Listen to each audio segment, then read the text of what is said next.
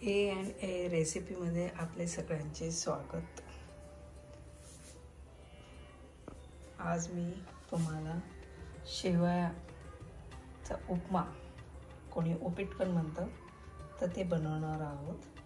तर त्याच्यासाठी लागणारे साहित्य आहे, तर हे फोडणीसाठी लागणारे साहित्य घेतले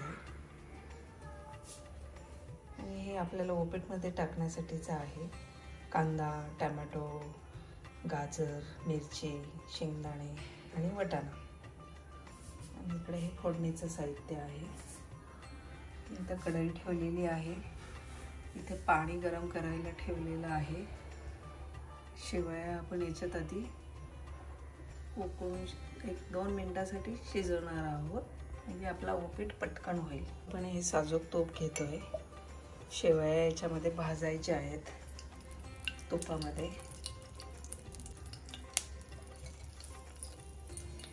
आता या शेवया ते मी टाकते।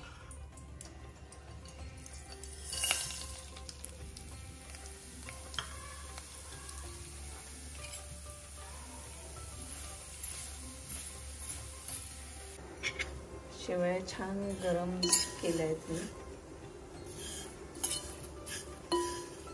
त्याचं कारण की आपला उपीट हे जे आहे ते मोकळं होईल। आणि इकडे बघू शकता तुम्ही, पाण्याला छान उकळी आली आहे। आता मी ह्या शेवया आहे त्या पाण्यामध्ये टाकते। 2 मिनिटात उकळून झाल्या की आपण बाहेर काढणार आहोत।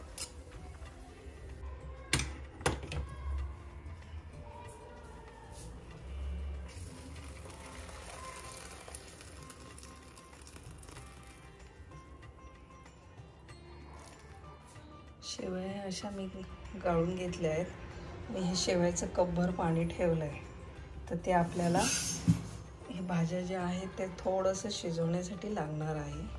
मी आता तेल टाकते।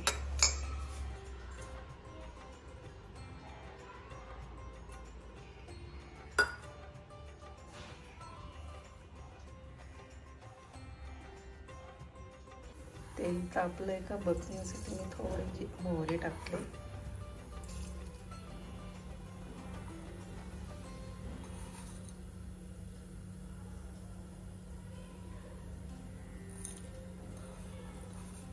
उडीद डाळ टाकते, थोडी छान लागते दाताखाली येण्यासाठी।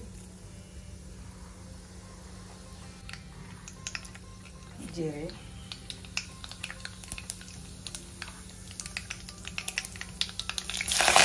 कढीपत्ता टाकला, शेंगदाणे,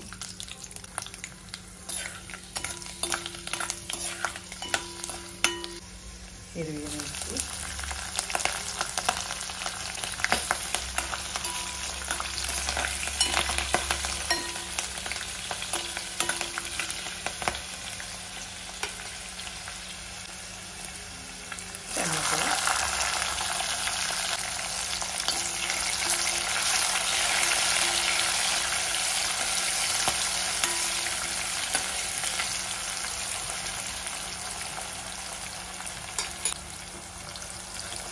कांदा,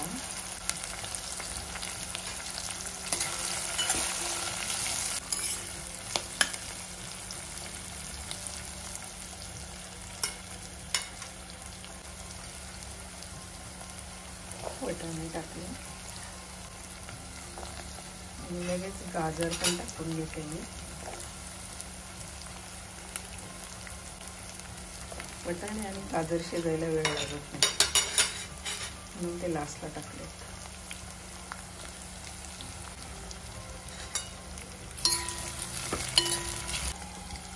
हे सगळं छान परतून घ्यायचं आहे।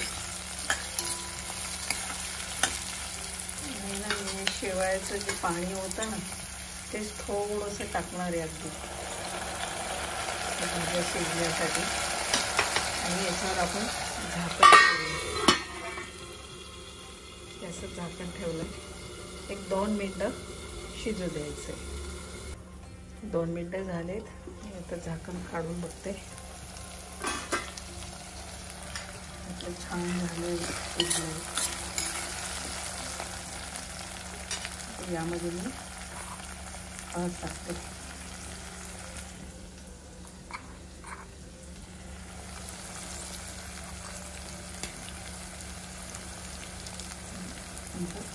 मीठ.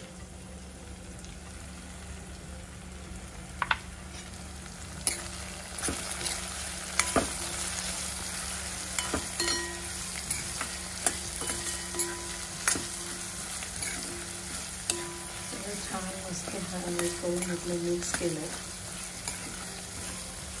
आता आपण शेवया टाकणार आहोत. शेवया टाकल्या आणि छान आता मिक्स करते.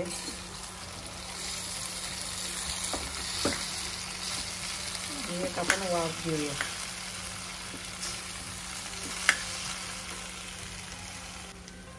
हे बघा छान मिक्स झालंय. आता शेवया एकदम मोकळ्या झाल्या.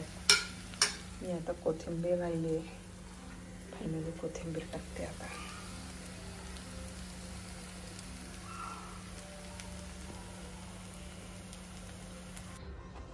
छान आपला शेवयाचं उपीट तयार झालं आहे.